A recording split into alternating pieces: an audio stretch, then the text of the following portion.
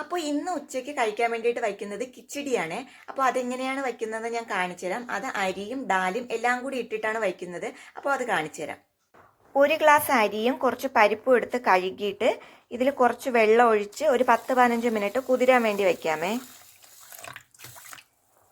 അപ്പോൾ കുക്കർ വെച്ച് കൊടുത്തിട്ടുണ്ട്. ഇനി ഇതിൽ കുറച്ച് നെയ്യ് ഒഴിച്ചു കൊടുക്കാം.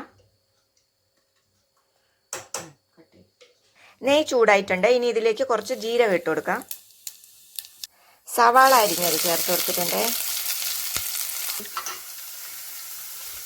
ഒരു ചെറിയ കഷ്ണം ഇഞ്ചിയും പച്ചമുളകും കൂടി ചതച്ച് വെച്ചിട്ടുണ്ട്. ഇനി അതും കൂടി ഇതിലേക്ക് ഇട്ട് കൊടുക്കാം. വെളുത്തുള്ളി ഇടണ്ട, ഇഞ്ചിയും പച്ചമുളകും. അപ്പോൾ സവാളയൊക്കെ വാടി വന്നിട്ടുണ്ട്. ഇനി ഇതിലേക്ക് ഞാൻ ചേർത്ത് കൊടുക്കുന്നത് കുറച്ച് പച്ച ഗ്രീൻ പീസ് എടുത്തിട്ടുണ്ട്. ഉണക്കയല്ല, പച്ച ഗ്രീൻ പീസാണ്. ഇതിപ്പോൾ എൻ്റെ കയ്യിലുള്ളതുകൊണ്ട് ഞാൻ ഇട്ടതാണ്. ഇത് ഇടണമെന്നൊന്നുമില്ല.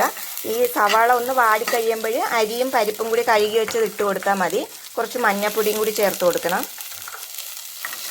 ഇനി കുറച്ച് മഞ്ഞൾപ്പൊടി ചേർത്ത് കൊടുക്കാം. ഇനി അരിയും പരിപ്പും കൂടി കഴുകിയത് ചേർത്ത് കൊടുക്കാമേ.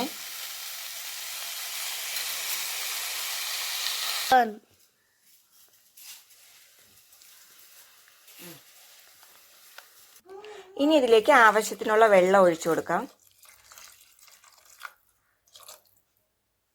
ഉപ്പും കൂടി ചേർത്ത് കൊടുക്കാമേ ആവശ്യത്തിന്.